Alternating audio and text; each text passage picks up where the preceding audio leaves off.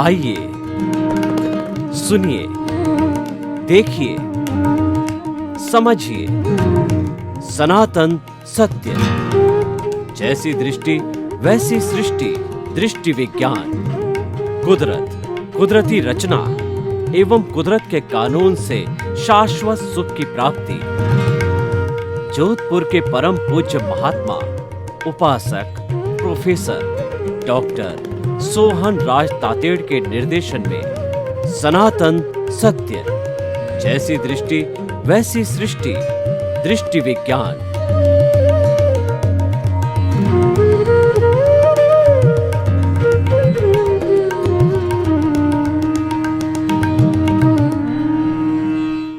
मातृशक्ति को नमन। आज का हमारा बहुत सुंदर विषय संयम खलु जीवनम। संयम ही जीवन है।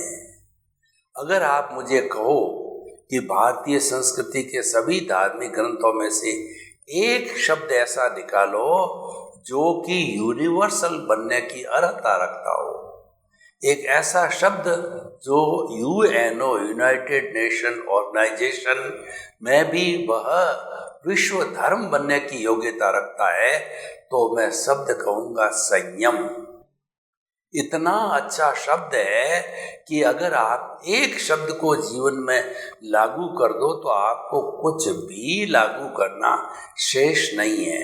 देखिए, संयम का अर्थ क्या होता है?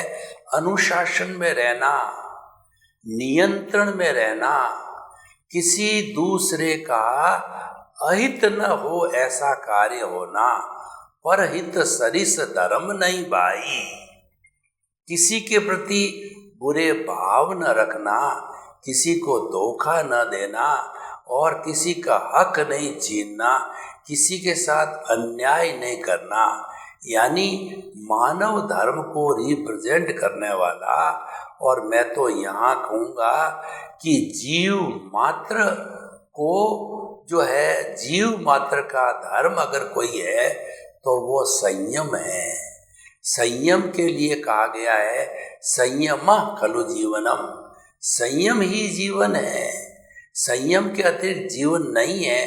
कैसे नहीं है मैं आपको बताऊं कि मान लीजिए आप गृहस्थी हैं, आपको 4-5 मेंबर है, रहने के लिए मकान चाहिएगा। आप कहाँ सड़क पे थोड़ी रह सकते हो। आपको आवश्यकता, आपने एक मकान बना करके ये संयम कर लिया कि स्वयं के लिए मैं दूसरा मकान नहीं बनाऊंगा। ये बात अलग है। कोई कॉन्ट्रैक्टर है, वो जो रियल एस्टेट का काम करता, वो फ्लैट बना बना के बेचता और उस पर कमाता है, वो बात दूसरी है, वो तो धंधा हो गया। लेकिन स्वयं के उपयोग के लिए दूसरा मकान नहीं बनाऊंगा, ये संयम हो गया। भगवान महावीर के समय में 10 बड़े बड़े प्रमुख श्रावक थे। उसमें से जो है एक जो प्रमुख श्रावक था, उसके उस समय के अंदर जो है करोड़ों की अरबों की संपत्ति थी। इतनी गायें थी, इतनी जमीन थी, इतने पशु वगैरह थे। तो जो है जो वो श्रावक जो है इतना प्रसिद्ध श्रावक था, लेकिन वह अपने खुद के जीवन के लिए मात्र जो है बहुत थोड़ी सी सामग्री का उपयोग करता था कि 2-4 ड्रेसें और रहने की छोटी जगह, एक समय 2 समय भोजन करना। इस तरीके से ये वो प्रमुख श्रावक ने प्रतिज्ञा कर रखी थी अपने लिए। तो अपने लिए जितना उपयोग करते हैं वह जो है वह उसका संयम कहलाता है। तो इस तरीके से जो है नियंत्रण करना संयम है कि आप कितनी चीज़ों का उपयोग करते हो। दुनिया के अंदर निर्वाह के लिए रोटी, कपड़ा, मकान, शिक्षा, चिकित्सा, ये मूलभूत सुविधाएं हैं। तो इन सुविधाओं में से हम कितना नियंत्रण करते हैं, जिसमें हम अपना काम चला लेते हैं। ऐसा संयम करने से लाभ क्या है? हिंदुस्तान देखिए 130 करोड़ की जनता है और 50% लोग गरीबी की रेखा के नीचे जीते हैं, यानी 50% लोगों को 2 जून का भोजन भी नहीं मिलता है। तो वो ऐसे समय में अगर हम संयम करें, आवश्यकता के अतिरिक्त संग्रह न करना, ये संयम कहलाता है। अपरिग्रह एक तरह का संयम है। दूसरी भाषा में बात करें, खाने का संयम, पीने का संयम, उठने का संयम, बैठने का संयम, धंधे का संयम, कमाने का संयम, धन संग्रह करने का संयम, लोगों से बातचीत करने का संयम, मतलब नियंत्रण, अनुशासन और इच्छा परिमाण करना, मतलब अपनी इच्छाओं पर अंकुश करना। इच्छा आकाश समान अनंतिया, ऐसा कहा जाता है। पूरे विश्व की संपत्ति अगर एक व्यक्ति को दे दी जाए फिर भी वह नहीं धापता है, जबकि ये हमारी नेचर माँ है। उस संपत्ति से 84 लाख जीवा योनियों की असंख्य अनंत आत्माओं का भरण पोषण करती है और एक व्यक्ति का भी पेट नहीं भरता। इसको ग्रीड कहते हैं। ये ग्रीड दुखदाई है, ये ग्रीड है, असंयम है। ये असंयम हमको डुबाने वाला है, संयम हमको तारने वाला है। अगर हम मुक्ति में जाने की इच्छा रखते हैं, अगर हम शाश्वत सुख को प्राप्त करना चाहते हैं, तो हमें संयम को स्थान देना चाहिए। भगवान महावीर को उनके शिष्यों ने पूछा, भगवान हम दीक्षित तो हो गए, लेकिन हमारी दिनचर्या कैसी होनी चाहिए कि हमारे कम से कम कर्मों का बंधन हो या हो ही नहीं, क्योंकि मुक्ति में जाने के लिए हमारे जो पूर्व में बंधे हुए कर्म हैं हमें उनकी निर्जरा करनी है। और हम अगर नए कर्म बंधन करने लग गए तो फिर वो तो हिसाब वहाँ का वहीं का रहेगा। तो भगवान ने कहा, जयंग चरे जयंग चिट्ठे जयंग मासे जयंग सये जयंग भुजन तो भाषण तो पाव कमंग न बंदई, कि चलने में, उठने में, बैठने में, सोने में, कोई भी काम करने में जयना रखो, विवेक रखो, सावधानी रखो, तो आपके कर्मों का बंधन नहीं हो सकता है।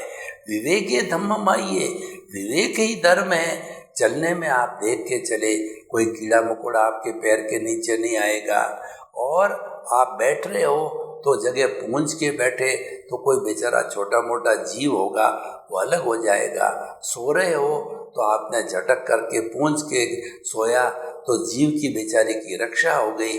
गाड़ी चला रहे हो तो आपका ध्यान पड़े तो देख लो कोई भी जीव तो नहीं है, उसको बचा करके चला जाए। तो ये सारा संयम है। संयम से क्या होता है, समाज में संतुलन होता है। क्योंकि कुल मिलाकर बात यह है कि संसार में जो भी जन्म लेता है, एकेंद्रीय से पंचेंद्रीय का जीव है, वह जीना चाहता है, मरना कोई नहीं चाहता। और हर प्राणी छोटा हो बड़ा हो जी रहा है, वो सुख चाहता है, दुख तो कोई चाहता नहीं है। दुख अपने कर्मों के कारण हो जाता है, क्योंकि हमारा हिसाब होता है।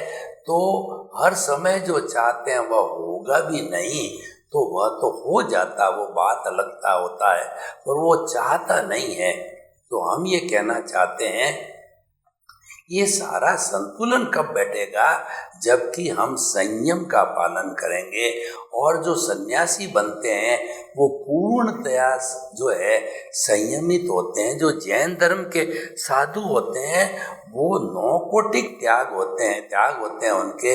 हिंसा करनी नहीं, करवानी नहीं, अनुमोदनी नहीं, मन से नहीं, वचन से नहीं, काया से नहीं, वो संपूर्ण त्यागी होते हैं।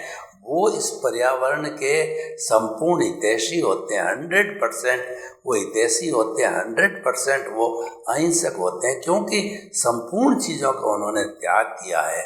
तो आप देखिए गृहस्थ जीवन में भी संयम से कितना बड़ा लाभ होता है कि आपने हर चीज की इच्छा परिमाण की, उससे कितना फायदा हुआ।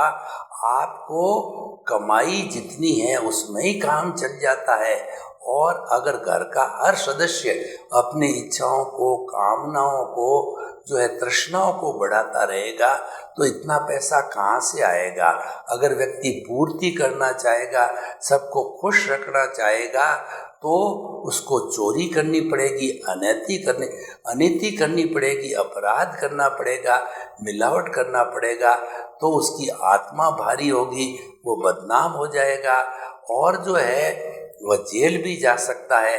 और जब ऊपर जाएगा तो हंटर उसके पड़ेंगे। एक पीपाजी नाम के कवि हुए हैं, उन्होंने कहा है कि पीपा पापन कीजिए और अड़गो रहीजे आप, करनी जासी आपरी कुण बेटो कुण बाप। यानी हमको अगले जन्म के अंदर हमारे इस जन्म के पुण्य और पाप के हंटर पड़ेंगे।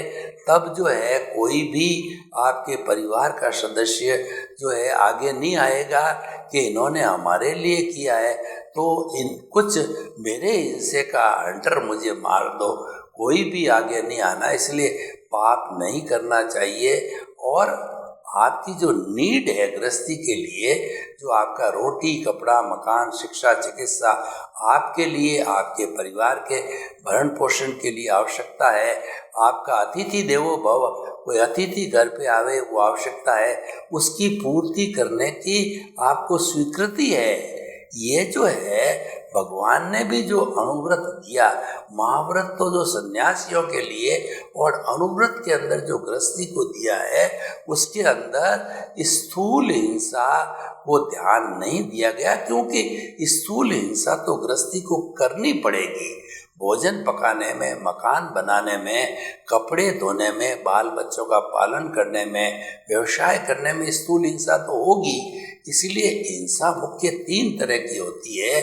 एक हिंसा होती है आरंभजा हिंसा, कोई खेती करता है, कोई जो है धंधा करता है, कोई जो है किराने की दुकान करता है, तो हर धंधे में कहीं न कहीं हिंसा तो होती है, जिसको आरंभजा हिंसा कहते हैं।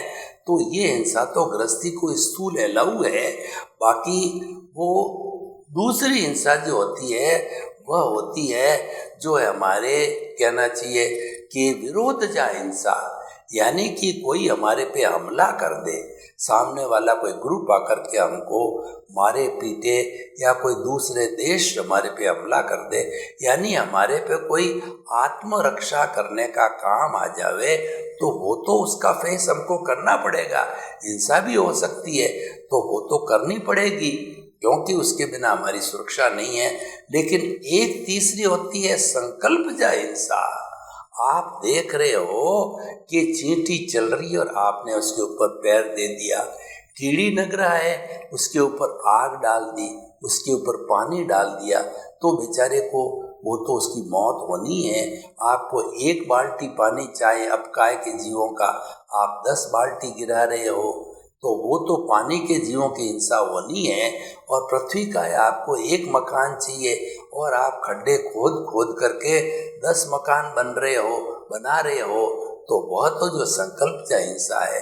यानी संकल्पजा हिंसा, संकल्प पूर्वक निरपराध प्राणी को पीटना। कोई बेचारी गाय जा रही बीच में आ गई है तो लठ लेकर के आपने उसको मारना चालू कर दिया। कोई सर्प है जो कि आपके पास से निकल रहा है, आपको कोई तकलीफ नहीं दे रहा है, लेकिन क्योंकि सर्प है करके आपने उसको लठ मार दिया।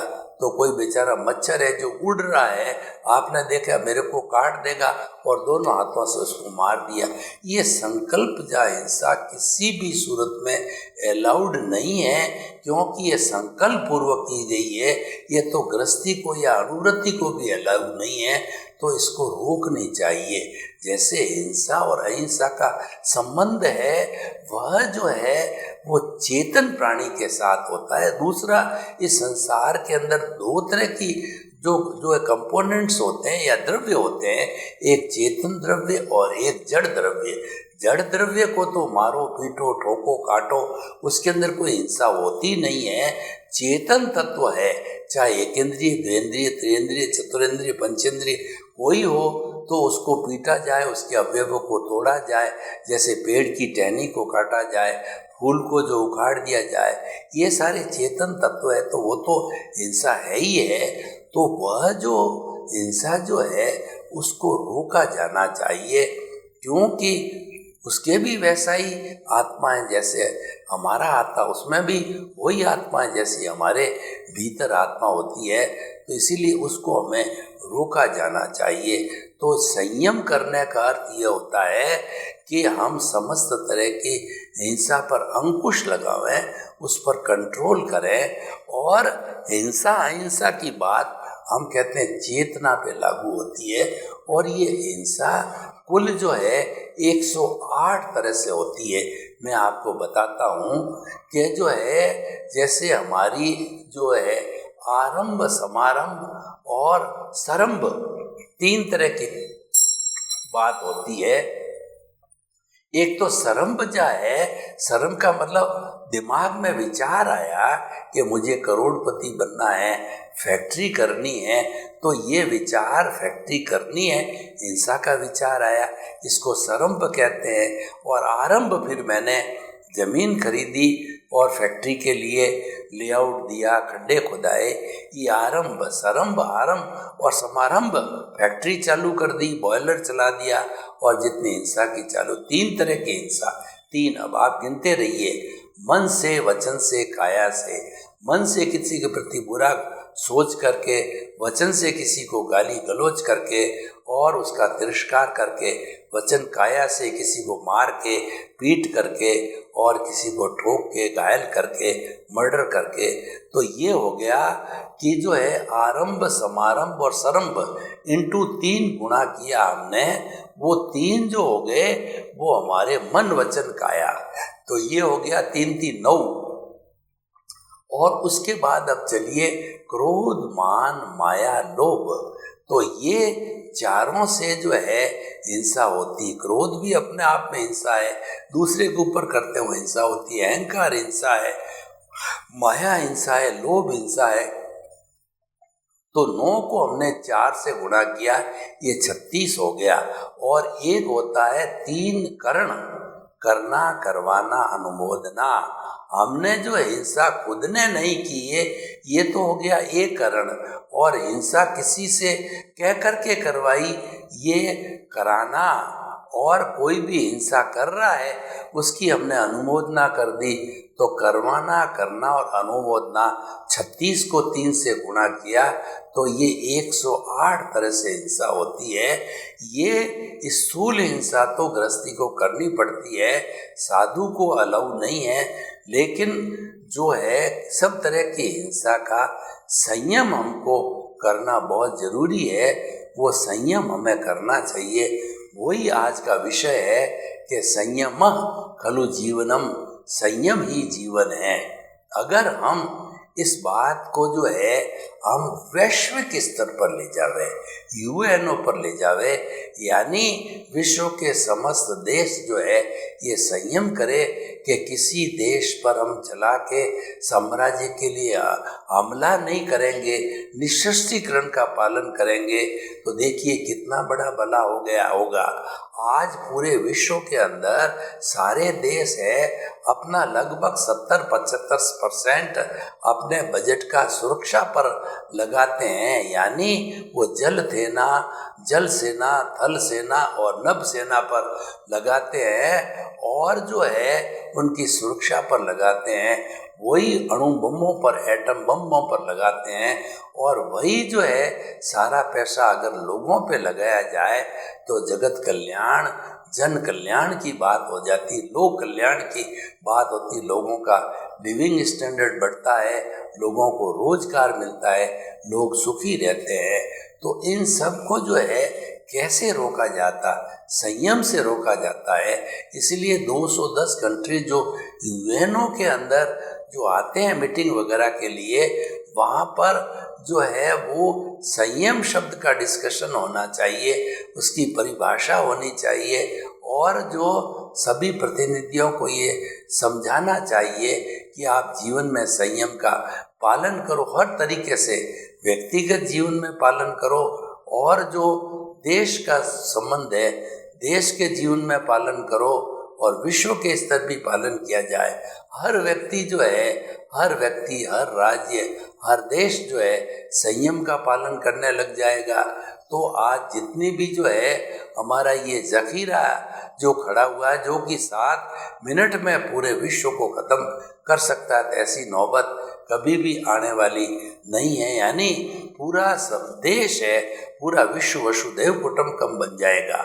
आज विज्ञान ने बहुत तरक्की की है, और उस तरक्की के साथ साथ में इसके दुरुपयोग से विध्वंस के साधन भी बहुत निकले हैं।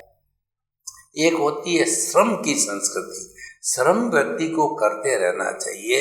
श्रम के अंदर व्यक्ति को जो है शारीरिक फिजिकल हेल्थ अच्छी रहती है, और शरीर से जितना बन पड़े अपना काम करो, परिवार के लोगों का कार्य करो, समाज के लोगों का कार्य करो, और जितना जितना शरीर को आप श्रम में लगाओगे तो जितने हमारे मसल्स हैं वो मसल्स जो है वो एक्टिव रहेंगे। यानी मसल्स में कोई खिंचाव नहीं आएगा। जब मसल्स के अंदर खिंचाव नहीं आएगा तो नेचुरली हमारा जो है स्वास्थ्य तो अच्छा रहेगा ही, साथ साथ में दूसरे बहुत लाभ होंगे। भूख अच्छी खुलना, नींद का अच्छा आना, और शरीर के अंदर जो है विश्राम के द्वारा उसकी शांति होना। तो भाइयों और बहनों, हम आपको बताना चाहते हैं, आपका विषय है वो संयम ही जीवन है। ये शब्द क्या आया कि ये इसलिए है कि ये ऐसा एक लाइफ स्टाइल है, ये आर्ट ऑफ लिविंग है, साइंस ऑफ द लिविंग है, कि कोई व्यक्ति इसको जीना प्रारंभ करता है या जीता है तो उसकी सारी समस्याओं का समाधान मिल जाता है।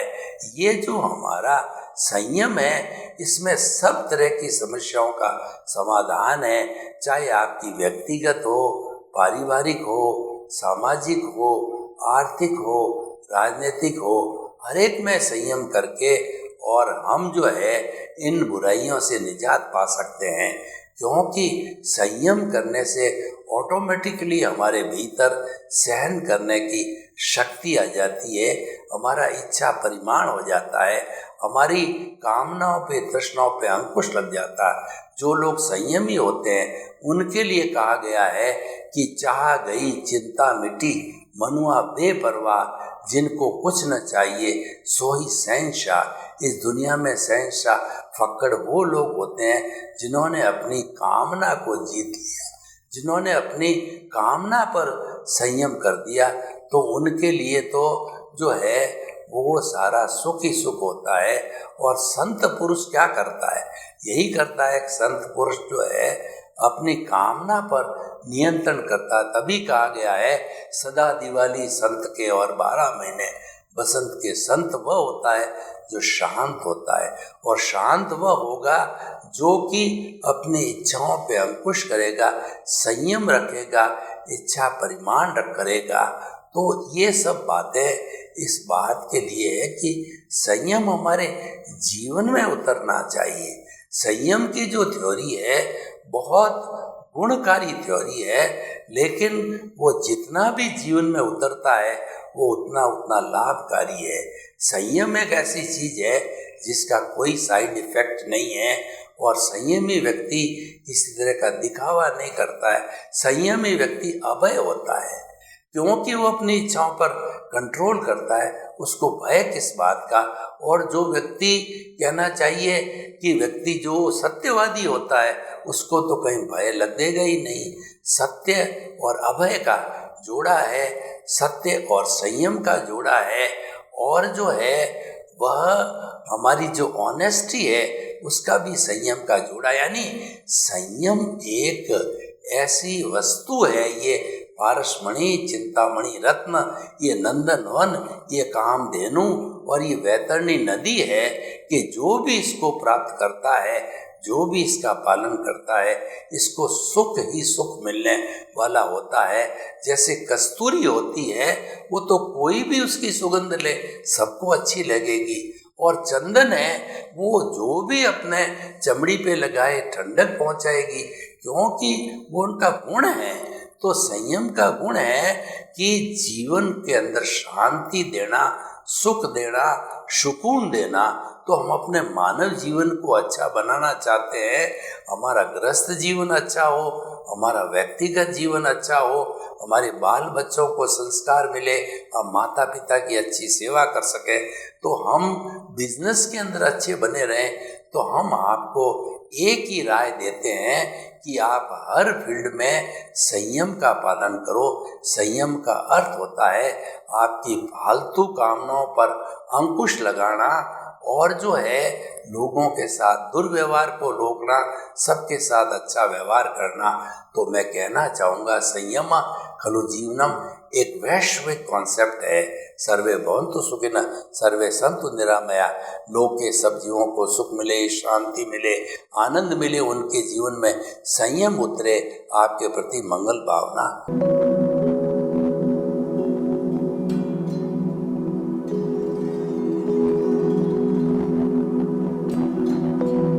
एक ऐसा अंतर्राष्ट्रीय ख्याति प्राप्त मानव जो गुरु प्रेरणा से पिछले 20 वर्षों से वानप्रस्थ जीवन जीते हुए 24 घंटे मानवता की सेवा में संलग्न है। एक ऐसा मानव जो अभी राष्ट्रीय, अंतर्राष्ट्रीय टीवी चैनलों पर 7,500 एपिसोड के माध्यम से सनातन सत्य, आत्मविज्ञान एवं पुनरुत्थान, व्यवहार एवं निश्चय जगत के जीवनोपयोगी विषयों पर हृदय स्पर्शी प्रवचन कर चुका है। उस मानव का नाम है महात्मा उपासक प्रोफेसर डॉक्टर सोहन राज तातेड़।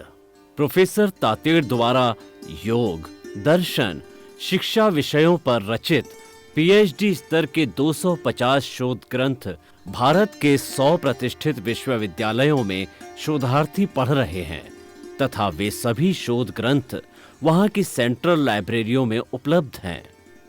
महात्मा सोहन राज ने अभी तक हजारों स्कूलों, कॉलेजों, विश्वविद्यालयों एवं संस्थाओं में सेमिनार, वर्कशॉप, कैंप लगाकर लाखों विद्यार्थियों को योग, दर्शन, शिक्षा का प्रशिक्षण देकर उन्हें सुसंस्कारित किया।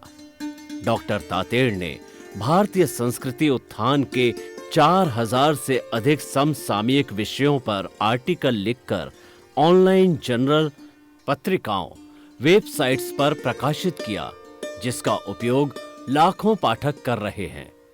उपासक तातेड़ के 5000 से अधिक आज का सुविचार, आज का शुभ संदेश, आज का मंगल भावना योग आदि चिंतन websites, Twitter, blogger, Facebook, YouTube माध्यमों से लाखों लोग अपना जीवन निर्माण कर रहे हैं। मानवता के मसीहा ऐसे महामानव महात्मा सोहन राज तातेड़ के प्रोफाइल को अभी तक विश्व के 20 लाख दर्शक यूट्यूब पर, 12 लाख गूगल पर एवं लाखों दर्शक फेसबुक, ब्लॉगर, ट्विटर और इंस्टाग्राम पर देख चुके हैं।